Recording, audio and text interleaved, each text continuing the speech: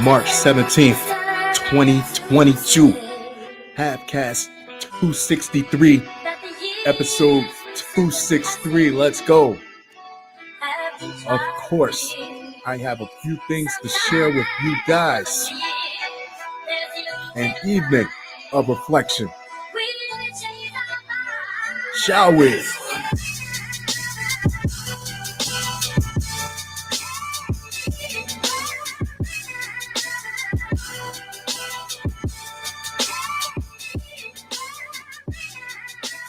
Wisconsin dentist convicted of intentionally breaking patients' teeth so he could fix them.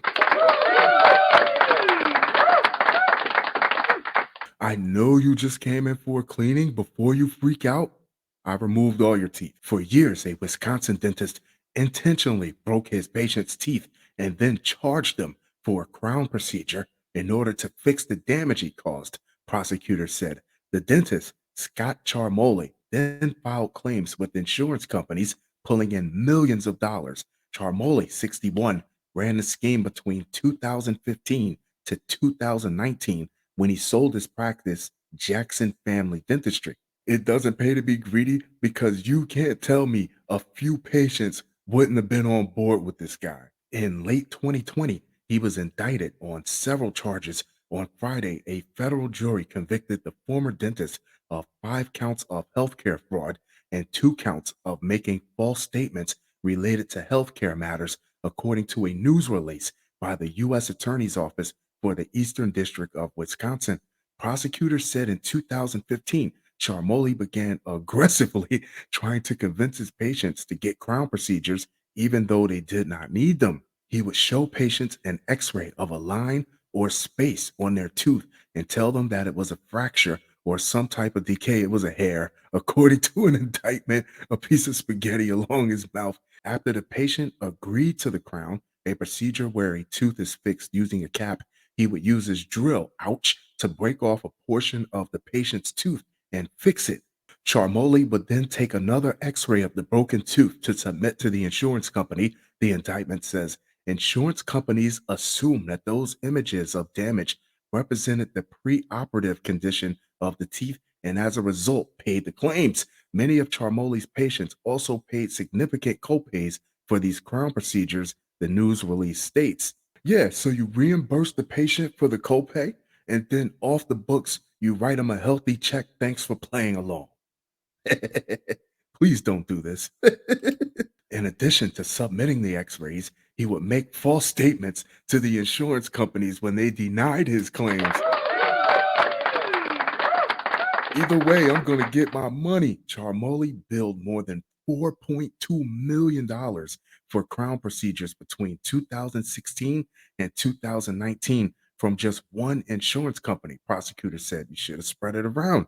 According to evidence gathered during the investigation, he performed over 1,000 crowns each in 2015 and 2016.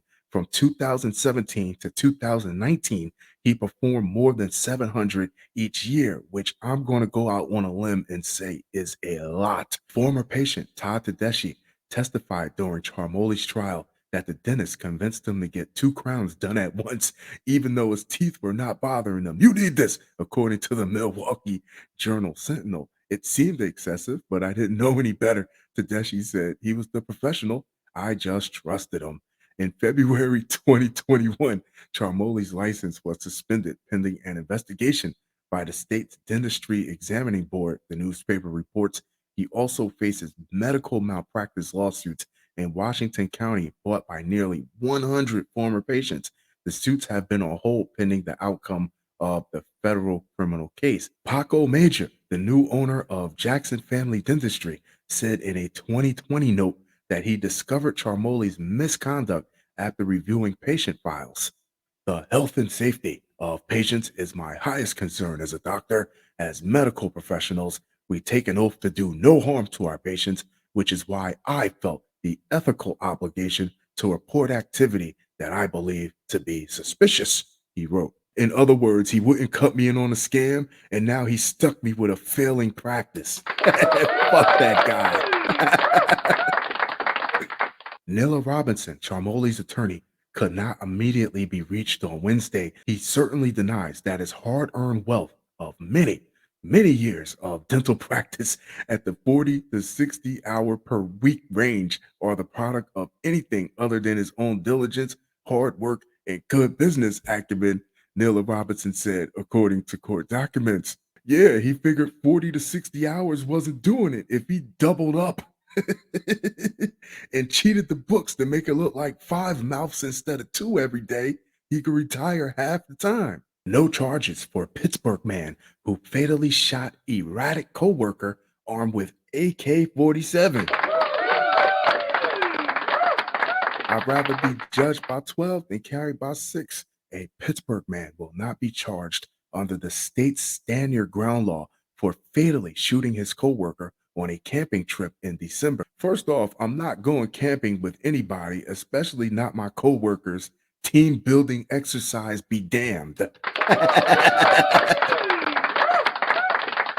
Catch me during my scheduled hours or don't catch me at all. Peter Spencer, a 29-year-old Jamaican immigrant, was drunk and high on psychedelic mushrooms when he began firing his AK-47 assault rifle into the air at Rockland Township cabin on December 12th. This is why you don't party with your coworkers. This is how this guy relaxes at home when he gets off every night. District Attorney Sean White said Tuesday at a press conference Spencer then began screaming about being a god and creator, master and manipulator of his own reality, witnesses said.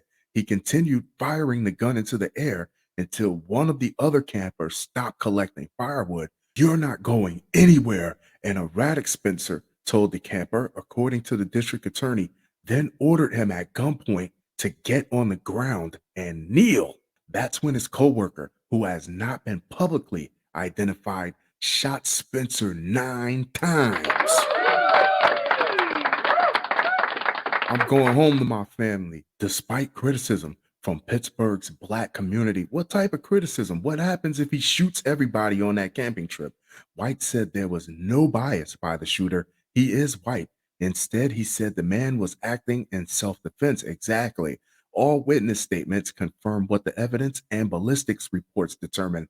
White said these individuals were solely friends. Corporal Aaron Allen of the Heritage Affairs Unit said Wednesday they were here for a camping trip. Why? And that's why we indicated there was no hate and or bias attached to this. How different would the narrative be if this man all tripped out on mushrooms would have actually killed all his coworkers on that camping trip? An attorney for Spencer's family said they disagreed with the decision but were not surprised by it. I'm dead right now, Spencer's mother, Isilda Spencer Hunter, told WTAE. That's how I feel, dead, no emotion, nothing. Man who played video games all day, lied about SpaceX job, and dismembered his parents heads to prison for life. Yeah, I'm a team leader at SpaceX. Elon Musk wants me in his corner when he goes to fight Vladimir Putin. A jury convicted Chandler Halderson, who just turned 24 a few days before the Thursday sentencing hearing, on 2 counts of first degree intentional homicide, 2 counts of providing false information regarding a kidnapped or missing person, 2 counts of mutilating a corpse, and 2 counts of hiding a corpse. That's 1 count on each charge for each victim. I have to, for this sentencing, ensure that the only time Mr. Halderson comes back into the community is to have the privilege of the burial he denied his parents, Judge John D. Hyland said while passing the sentence. At trial, prosecutors said Halderson lied to his parents about working for a local insurance company and with a local rescue dive team while he was really living at home and playing video games during the day. Living the life. He even told his girlfriend, wait, he had a girlfriend? He secured a job with Elon Musk's SpaceX, but authorities allege that he tried to cover for that lie by lying about sustaining a head injury, which he said necessitated the cancellation of a planned move to Florida. So in this day and age, it's not impossible for a grown man to play video games all day and make a living playing video games. Not this guy. No. I thought that's what he was doing. He's just lazy. When his lies caught up with him, a jury agreed with prosecutors that Halderson shot his father, Bart Halderson, 50 in the back. He then killed his mother, Krista Halderson, 53, when she returned home. The June 2021 killings involved an alleged cover story. Halderson claimed his parents took off for a lake retreat in Wisconsin's North Woods around the 4th of July and never returned. That, prosecutors said, was a lie. The jury convicted the defendant as charged. During a Thursday sentencing hearing, prosecutor Andrea Raymond said the case presented her office with not your average pre sentence investigation. Chandler grew up with a life of privilege by pretty much any sort of angle you look at it. Raymond said his parents were happily married and supportive of him. She noted there's absolutely no evidence of abuse whatsoever. Chandler grew up with no housing insecurities. He never had to wonder where his next meal was coming from, and he was never exposed to any violence or really any guns. He was so sheltered as a kid that lying was the only social skill that he was really able to develop. Perhaps his mother babied him a little too much, perhaps, and was a little too doting. Raymond continued, it is out of this life of privilege, this childhood that was nearly ideal, that he committed these crimes. It's also worth noting that these crimes were committed against these two individuals that provided this childhood for him, the two people that took care of him. Chandler never mourned his parents, the prosecutor added. She said the other homicide cases she prosecuted generally contained a measure of remorse, even by a convicted killer. Given the close familiar nature of the killing, victim impact letters invariably vacillated between support for the possibility of parole for the defendant and hope that defendant would never be afforded to live outside prison walls or potentially victimize other relatives in the future. So here's a man outside of his parents his whole life. He never really had to interact with anyone for anything else. Like the article said earlier, he never had to worry about where his next meal was coming from. So for him to reintegrate into society, you're pretty much going to have to raise him like as he was a child. Raymond said relatives would spend their lives questioning whether they missed red flags or could have done anything to save the victims from their untimely fates. William Leroy Brown, another prosecutor, said Halderson seemed to be a pretty normal kid with a pretty normal life who did a pretty abnormal thing as he turned 23. I got Elon Musk on Zoom, mom. Fish sticks. Defense attorney Crystal A. Vera attempted to stress to the judge that Halderson was redeemable and deserved a chance at parole. She said sentencing was a delicate combination of punishment and rehabilitation, redemption, if you will. Halderson spoke briefly at sentencing. He was stoic and spoke in an almost robotic, monotone voice. He has no social skills. Your Honor, I want to take this opportunity to state my intent to appeal my convictions, Halderson said. If there are any lawyers listening and willing to take on my appeal, take a moment to please reach out to me. It's not that I do not have feelings, it's that I was born not to show them due to the scrutiny of this case. Thank you. Red flags to me would have been the pathological lying about things that you don't have to lie about. Nevada man admits to groping, assaulting woman on flight. Why can't we just tase these people until they poop their pants and then handcuff them in the corner of the plane somewhere? Too rough? Maybe. A Nevada man pleaded guilty Monday to groping and assaulting a woman on a 2019 flight. Daniel Parkhurst, 38, faces up to 2 decades in prison and will be sentenced at a later date, the Justice Department said in a press release.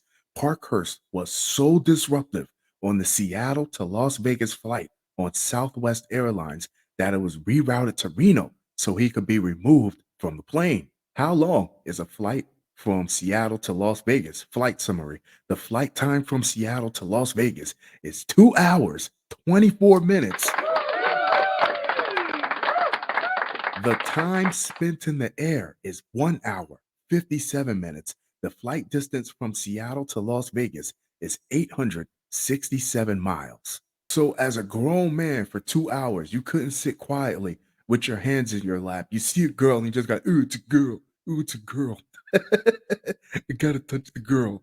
Authorities said Parkhurst grabbed a woman's inner thigh while she was sleeping. When she woke up and told him to stop, he responded by punching her multiple times. Fed said the woman was moved to another seat, and then off the clock pilot sat next to Parkhurst in an attempt to calm things down. When Parkhurst continued to harass other passengers, the flight crew decided to land the plane in Reno, the Fed said. Parkhurst pleaded guilty to one count of interference with flight crew members and attendants and one count of simple assault. I really think they need to start building detention areas on these planes for these problem passengers. That being said, I'm going to wrap this one up. I'll be sure to talk to you guys very, very soon. Adios.